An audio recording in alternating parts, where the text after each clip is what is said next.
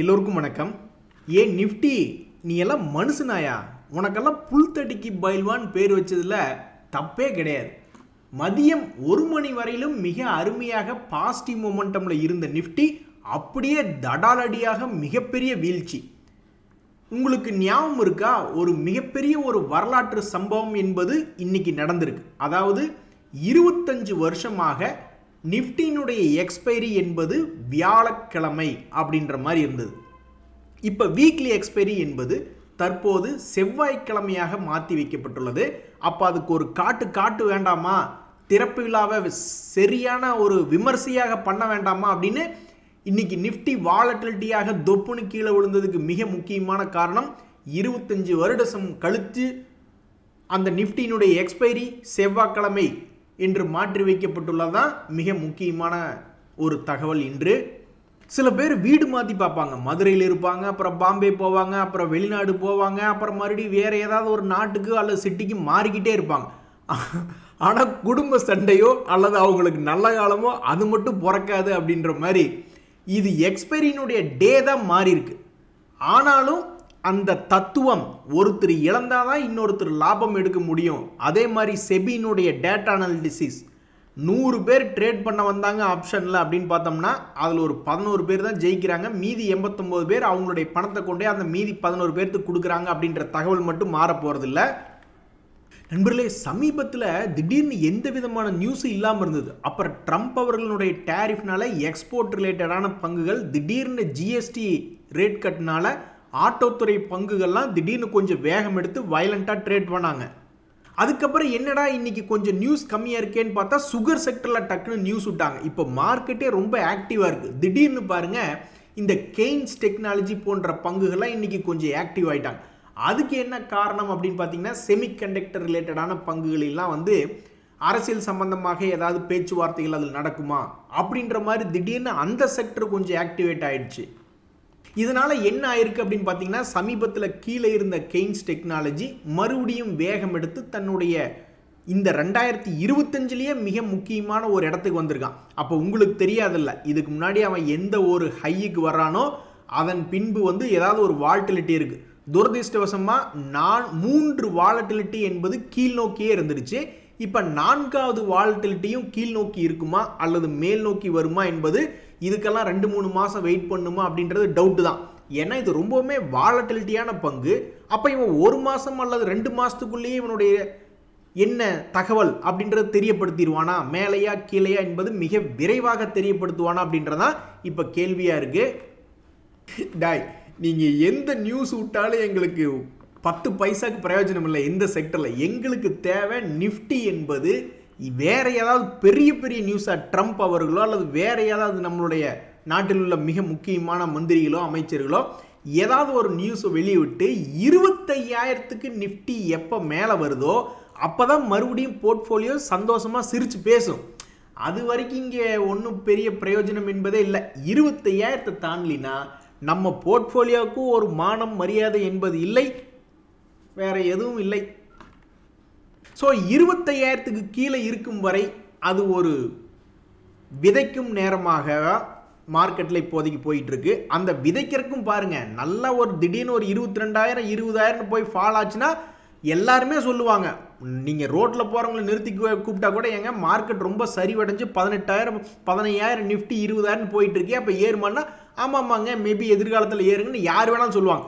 அப்படி எவனும் சம்பாதிக்க கூடாது அப்படிங்கிற கோசரமே மார்க்கெட்டை பெருசாக இறக்கூடாமல் பண்ணிக்கிட்டு இருக்காங்க. அதே சமயம் 25,000க்கு மேலே வச்சு போர்ட்ஃபோலியோவை சந்தோஷமாகவும் வச்சுக்க விட மாட்டேன்றாங்க. அடுத்தது இன்னொரு மிக முக்கியமான தகவல், ரொம்பவுமே வாலட்டிலிட்டியாக இருக்கக்கூடிய பங்குகளில் இந்த வர்தமான் டெக்ஸ்டைல்ஸ் அப்படின்றதும் ஒரு பங்கு. இந்த 2025 மட்டும் பார்த்தீங்கன்னா ஒரு முறை கீழே இறங்கி மறுபடி ஏறி மறுபடி இறங்கி மறுபடி ஏறி மறுபடி இறங்கி மறுபடி ஏறி மறுபடி இறங்கியிருக்கான். இந்த மாதிரி ரொம்ப வயலண்டாக ட்ரேட் ஆகி கொண்டு இருக்கக்கூடிய இந்த வர்தமான் டெக்ஸ்டைலில் என்ன ஒரு தகவல் அப்படின்னு வந்திருக்குன்னா, 24/9 அவங்களுடைய ஆனுவல் ஜெனரல் மீட்டிங் அப்படின்றது வருது. ஸோ அப்போ அதுக்கு இன்னும் ஒரு 20 நாள் தள்ளி ஆல்மோஸ்ட் 1 மாதம் இருக்குது. அப்படின்னா இந்த 1 மாதம் கழித்து இந்த இடத்துல எதை நீ தொட போகிற, இந்த சென்டர் பாயிண்டில் இருக்க, எப்படி நீ இந்த இடத்துல தொட்டு விளையாட போறியா அல்லது இங்கே தொட்டு விளையாட போறியா அல்லது இங்கே தொட்டு விளையாட போறியா அப்படின்னு பார்க்கறதுக்கு மக்கள் ரொம்ப ஆர்வமாக இருக்காங்க. அதில் இந்த வர்தமான் டெக்ஸ்டைல்ஸ் வந்து இன்னொன்று சொல்கிறாங்க பாருங்கள், அதாவது ஸ்கேன் வந்து கொஞ்சம் மெல்லிஸாக இருக்குது. ஸ்கேன் 12ஆம் தேதி செப்டம்பர் அப்படின்றது டிவிடெண்ட் கொடுக்கறதுக்கு உண்டான ரெக்கார்ட் டேட் அப்படின்றத நிர்ணயிச்சிருக்காங்க. ஸோ ஆனுவல் ஜெனரல் மீட்டிங் மற்றும் டிவிடெண்ட் சம்பந்தப்பட்ட அறிவிப்பு இந்த வர்தமான் டெக்ஸ்டைலில் வந்திருக்கு. அதுவும் இல்லாமல் தற்போது வால்டிலிட்டியான ஒரு சென்டர் பாயிண்டில் இருக்கிறதுனால இந்த பங்கு சமீபத்திய நியூஸ்களில் அதிகமாக அடிபட்டிருக்கு. இது போக தேஜாஸ் நெட்வொர்க்ஸ் எப்படி, இது பாருங்க நண்பர்களே, இது ரொம்ப முக்கியமான தகவல். ஏதோ ஒரு 1000 பேர்த்துக்கு வாழ்க்கை ஸ்மூத்தாக போய்கிட்டு இருக்கும், ஆனால் ஒரு 10-20 பேர்த்துக்கு வாழ்க்கை ஸ்மூத்தாக போகாது ஸ்டாக் மார்க்கெட்டில். ஏன்னா டிவிடெண்டுக்கு அவங்களுக்கு வரணும், ஆனால் ஒன்றா அதை செக்கை அனுப்பிச்சி விட்ருவாங்க, இல்லைன்னா டிவிடெண்டே வந்து சேராமல் இருக்கும். அந்த மாதிரி சமயத்தில் அவங்க குழம்பி நிற்பாங்க, எங்கேயா போய் என்னையா பண்ணுறது அப்படின்னு. இந்த சமயத்தில் தேஜாஸ் நெட்வொர்க் பாருங்கள் எவ்வளவு நேர்மையாக ஒரு டாடா கம்பெனி, எல்லா கம்பெனிலுமே இதை சொல்லுது. பட் நம்ம இன்றைக்கி இது எக்ஸாம்பிளாக இதை எடுத்து வச்சுக்கு வந்திருக்கோம். அவங்க என்ன சொல்கிறாங்க, இங்கே பாரு 2018-19 உங்களுக்கு டிவிடெண்ட் நாங்கள் அனௌன்ஸ்மெண்ட் பண்ணியிருக்கோம். ஸோ எந்த ஷேர் ஹோல்டர்ஸ்லாம் இன்னும் வந்து அந்த டிவிடெண்டை வந்து வாங்காமல் இருக்கீங்க, அன்கிளைம்டு டிவிடெண்ட் அப்படின்றத டக்குன்னு கான்டாக்ட் பண்ணுங்கள். யாரை கான்டாக்ட் பண்ணணும், இங்கே தான் அந்த ரெஜிஸ்டர் அண்ட் டிரான்ஸ்ஃபரோடைய ஃபோன் நம்பரோட போட்டிருக்காங்க. ஸோ தேஜாஸ் நெட்வொர்க் அப்படின்ற ஷேர் வச்சுருந்து அந்த குறிப்பிட்ட வருஷத்தில் டிவிடெண்ட் வாங்காமல் இருக்காங்க, அல்லது இப்போ கூட வாங்காமல் இருக்காங்க, எங்கே போய் எவன்கிட்ட கேட்குறது அப்படின்னா இந்த மாதிரி ரெஜிஸ்டர் அண்ட் டிரான்ஸ்ஃபர் ஏஜென்ட்டை தான் கேட்கணும். அவங்களுடைய ஃபோன் நம்பர் அப்படின்றது இருக்குது. ஸோ ஒவ்வொரு கம்பெனிக்கு வேறு வேறு ஆட்கள் இருப்பாங்க ரெஜிஸ்டர் அண்ட் டிரான்ஸ்ஃபர். இதெல்லாம் வந்து சாதாரண வெப்சைட்டில் போட்டாவே தெரிஞ்சிடும். ஸோ இப்போ உங்களுக்கு ஏதாவது செக்காக வந்துக்கிட்டு இருக்குது அல்லது பேங்க் அக்கௌண்ட்டுக்கும் வரல, என்ன காரணம் அப்படின்னு தெரிஞ்சுக்கணுன்னா இந்த மாதிரி ஒவ்வொரு கம்பெனிக்கு ரெஜிஸ்டர் அண்ட் டிரான்ஸ்ஃபர் ஏஜென்ட்ஸ் இருப்பாங்க. அவங்க ஃபோன் நம்பருக்கோ அல்லது இமெயிலுக்கோ கால் பண்ணும். நான்லாம் வந்து ரைட்ஸ் இஷ்யூ வந்து நான் பணம் கட்டியிருப்பேன், ஆனால் எனக்கு ஷேர் வந்து சேர்ந்துருக்காது குறிப்பிட்ட டேட்டில். அப்போல்லாம் நான் வந்து ஃபோன் நம்பர் எடுத்து நான்லாம் பேசியிருக்கேன், அதெல்லாம் அட்டன் பண்ணுறாங்க. சிலர்லாம் டக்குன்னு அட்டன் பண்ணுறாங்க, சிலதெல்லாம் 2-3 தடவை ட்ரை பண்ண வேண்டியதாக இருக்குது. நான் கேட்டு அவங்க என்ன சொல்கிறாங்கன்னா, இன்னும் கம்பெனியிலிருந்து அலாட்மெண்ட் அந்த டேட்டில் வரலிங்க, கொஞ்சம் வெயிட் பண்ணுங்க அப்படிம்பாங்க. அப்புறம் ஃபோனை வச்சுட்டு 2-3 நாள் கழித்து பார்த்தா டபக்குன்னு வந்துடும். ஸோ ஏதாவது பிரச்சனைனா நீங்கள் ஃபோன் பண்ணி கேட்டால் தான் அது ரிசால்வ் ஆகும். இன்றைக்கி இன்னொரு மிக முக்கியமான தகவல் என்ன அப்படின்னு பார்த்தீங்களா நண்பர்களே, GE ஷிப்பிங் அப்படின்ற ஒரு பங்கு. அது வந்து சமீப காலமாக என்ன பண்ணுறதுனே தெரியாமல் அந்த ஷேர் ஹோல்டர்ஸ் வந்து பாவம் முழிச்சுக்கிட்டு இருக்காங்க. ஷார்ட் டேர்ம் ட்ரேடர்ஸ் எல்லாம் இவன் என்ன 2 days மூவிங் ஆவரேஜ் தாண்டுற மாதிரி இருக்கான், அப்புறம் கீழே இறங்குறான், அப்புறம் ஏறுறான் இறங்குறான், எங்களை பார்த்தா உங்களுக்கு எப்படி தெரியுது, எங்களை வச்சு விளையாண்டுக்கிட்டு இருக்கீங்களா அப்படின்ற மாதிரி அந்த ஷேர் ஹோல்டர்ஸ் நினச்சிட்டு இருப்பாங்க. அப்படி இருக்கக்கூடிய இந்த நிலைமையிலே மறுபடியும் பல முறை முயற்சி செய்து கும்பா பாட்டு பாடி இந்த GE ஷிப்பிங் மறுபடியும் 2 days மூவிங் ஆவரேஜ் கிட்ட கடந்த 2 நாட்களாக பாசிட்டிவாக ட்ரேட் ஆகி வந்திருக்கான். ஸோ இது அடுத்தடுத்த நாட்களில் எப்படி இருக்கும் அப்படின்னு தெரிஞ்சுக்கிறதுக்கு மக்கள் ரொம்ப ஆர்வமாக இருக்காங்க. இது கடைசியாக எப்போ பெரிய மூவ்மெண்ட், திடீர்னு மார்க்கெட்டில் எப்போ இன்ட்ரெஸ்ட் வந்துச்சு அப்படின்னு பார்த்தீங்கன்னா, ஜூன் மாதத்தில் ஒரு முறை லாங் கேண்டில் அப்படின்றது ஒரே நாளில் ஒரு பெரிய வால்டிலிட்டி அப்படின்றது பண்ணியிருக்கான். அதுக்கப்புறம் கீழே விழுந்து அடிவாரத்துலேருந்து ஒரு முறை சம்பாரித்து கொடுத்துட்டான். பட் மறுபடியும் இன்னொரு முறை அடிவாரத்தில் விழுந்து மறுபடியும் சம்பாரித்து கொடுத்து இப்போ மறுபடியும் அதே அடிவாரத்தில் வந்துருக்கு. அப்போ உனக்கு வந்து ஏதோ ஒரு நியூஸ் ஜூன் மாதத்தில் வந்திருக்கு, அந்த நியூஸுக்குள்ளேயே நீ விளையாண்டுக்கிட்டு இருக்க, அப்போ உனக்கு புது நியூஸே வரலையா அப்படின்னு பல பேர் கடுப்பாய்க்கு வந்திருக்காங்க. எது எப்படியோ 200 days மூவிங் ஆவரேஜ் கிட்ட ட்ரேட் ஆகி கொண்டு இருக்கக்கூடிய பங்குகளில் இந்த GE ஷிப்பிங் அப்படின்றது ஒன்று. இனி அது எந்த காலத்தில் தன்னுடைய இழந்த ஹையை மீட்டெடுக்குது அல்லது எந்த காலத்தில் தன்னுடைய இழந்த லோ கிட்ட போகுது, அது இழந்த லோ இல்லை கும்பா பாடுன லோ கிட்ட போகுது அப்படின்னு தெரியாமல் தற்போதைக்கு சென்டர் பாயிண்டில் ஒரு 3 மாதமாக ஆடிக்கிட்டு இருக்குது. இது வெளியிருந்து பார்க்குறவங்களுக்கு பரவாயில்லையே ஒரே இடத்துல இருக்கான் அப்படின்னா இதில் நஷ்டமே வந்திருக்காதுன்னு நினச்சிக்கிட்டு இருப்பாங்க. ஆனால் உச்சியில் வாங்கினவனுக்கு தான் அதனுடைய கஷ்டம் தெரியும். 3 மாதமும் ஒரே இடத்துல குத்த வச்சு கோந்துக்கிய செவ்வாழை நீ எப்போ தான் ஒரு முடிவு கொடுப்ப அப்படின்னு உட்காந்துருப்பாங்க. நண்பர்கள், இந்த சமயத்தில் சீரா சானிட்டரி வேர் அப்படின்னு ஒரு பங்கு, இது ஒரு காலத்தில் பைபேக்குன்னு நினைக்கிறேன். ஒரு முக்கியமான கார்ப்பரேட் ஆக்ஷன் வந்தப்போ ஒரு காட்டிட்டான் மார்க்கெட்டில், கிட்டத்தட்ட 10,000 ரூபா பறந்துட்டு போயிட்டான். அதுக்கப்புறம் மார்க்கெட்டினுடைய வீழ்ச்சியில் விழுந்தவன் தான் எந்திரிக்கவே இல்லை. 50% காலி. 10,000 எங்கே, 5,000 எங்கே.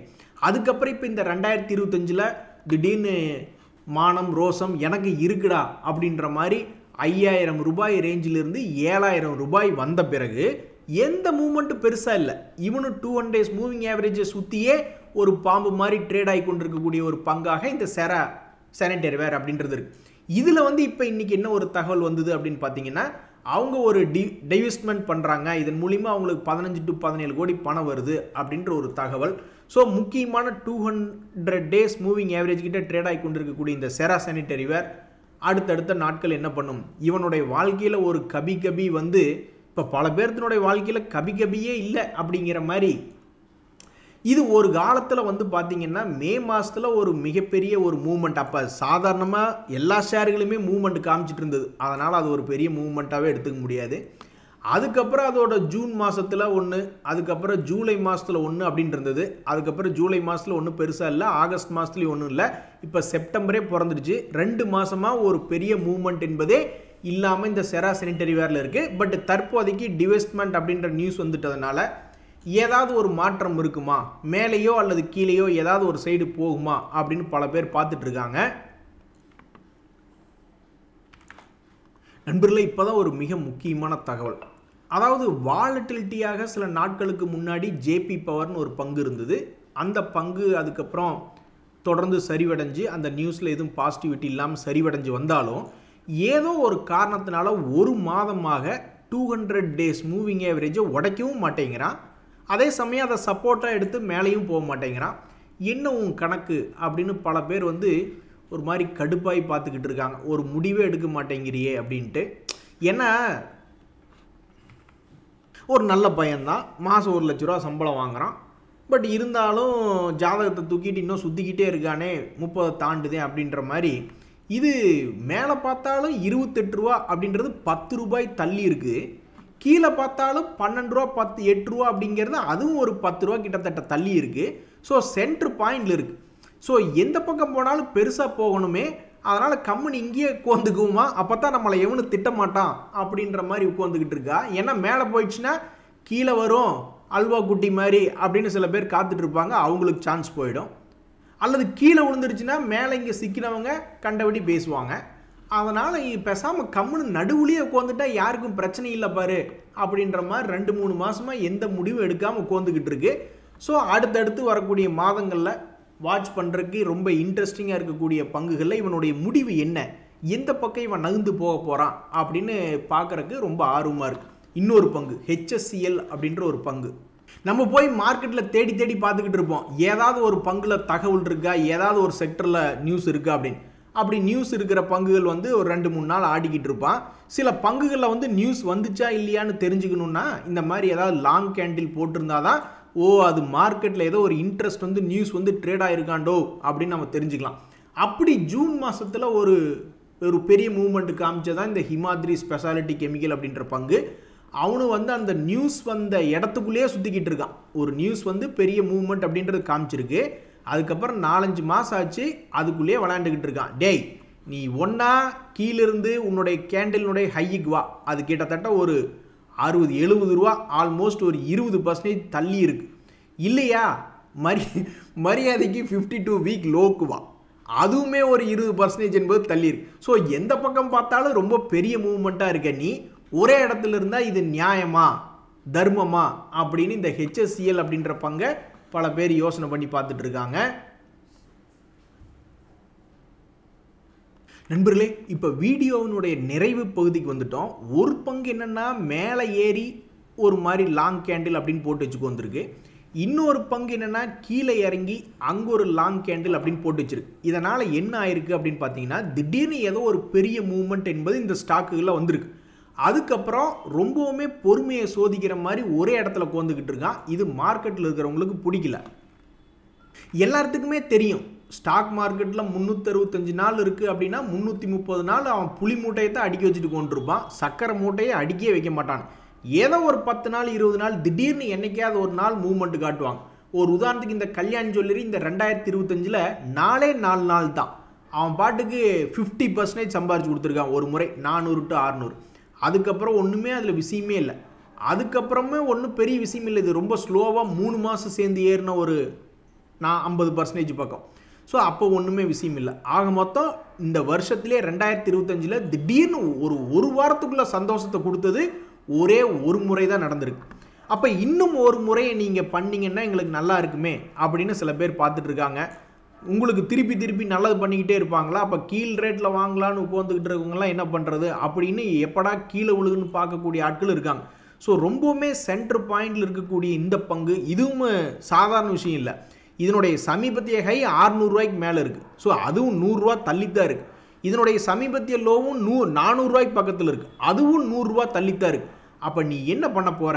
இன்னும் 2-3 மாதத்துக்கு இப்படியே காலத்தை ஓட்டலான்னு பார்க்குறியா, அல்லது ஏதாவது மேலேயோ கீழேயோ மூவ்மெண்ட் காட்ட போறியா அப்படின்னு இந்த கல்யாண் ஜுவல்லர் அப்படின்ற பங்குமே ரொம்ப மூவ்மெண்ட் அதிகமாக இருக்கக்கூடிய பொட்டன்ஷியல் இருக்கிறதுனால நிறைய பேர் இதை வாட்ச் பண்ணிக்கிட்டே இருக்காங்க டெய்லியும். ஆனாலும் மனுஷன் ஒன்றும் பிடி கொடுக்க மாட்டேன்றானே. சரி, அதே மாதிரி இந்த நாராயணா ஹிருதாலயான்னு ஒரு பங்கு, அந்த பங்கு முடிஞ்ச அளவுக்கு தன்னுடைய முதலீட்டாளர்களை இப்போ வரைக்கும் காப்பாற்றிக்கிட்டு தான் இருக்குது. ஏன்னா அவன் சரிவடைஞ்சது 2300லேருந்து 1766. இவ்வளவு தூரம் விழுக தெரிஞ்சவனுக்கு மறுபடியும் 2 days மூவிங் ஆரஞ்சு உடச்சி கீழே போக மாட்டேன்றான் பாருங்க. அப்படி போனான்னாக்கா மொமெண்டம் ஃபெயிலியர் அப்படின்னு அது ஒரு குரூப் இருக்குது. மொமெண்டமை வச்சு ட்ரேட் பண்ணக்கூடிய குரூப்புகள் இருக்குது. அந்த குரூப்புகள் வந்து சரி இன்னும் மொமெண்டம் உடையிலையேன்னு பார்த்துக்கிட்டு இருக்கு. இனி இந்த நாராயணா ஹிருதாலயா தன்னுடைய இடத்துலேருந்து எந்த பக்கம் மூவ் ஆக போகிறது, தன்னுடைய பழைய உச்சத்தை திரும்பி ஒரு முறை முத்தமுட்டா கூட எத்தனையோ பேர் கையெடுத்து கும்பிட்டு எனக்கு இந்த ஆஸ்பத்திரியே வேண்டாம் ஜாமி அப்படின்ற மாதிரி கூட ஆஸ்பத்திரி ஷேர் வேண்டான்னு முடிவெடுக்கக்கூடிய ஆட்கள் கூட இருப்பாங்க. ஏன்னா 2-3 மாதத்துலேயே மிகப்பெரிய சரிவு. அல்லது கீழே இறங்குச்சுன்னா கூட ஆஸ்பத்திரி ஷேருக்கு என்றைக்காவது அழிவுண்டா, மனுஷனுக்கு உடம்பு சரியில்லாமல் தான் போய்கிட்டு இருக்கு, அதனால் கீழே விழுந்தா கூட நல்லா இருக்குமே அப்படின்ற மாதிரி பார்க்கக்கூடிய ஆட்கள் இருக்கு. ஸோ இந்த நாராயணா ஹிருதாலயா 2-3 மாதம் கழிச்சு எடுத்து பார்க்கும்போது தன்னுடைய பழைய ஹையை மீட்டெடுக்குமா, ஏன்னா ஒரு வால்டியான பங்கு வேறு, அல்லது புதிய லோக்கு போய் புது ஆதரவாளர்களுக்கு வாய்ப்பு கொடுக்குமா அப்படின்றது பொறுத்திருந்தான் பார்க்கணும். நன்றி, வணக்கம்.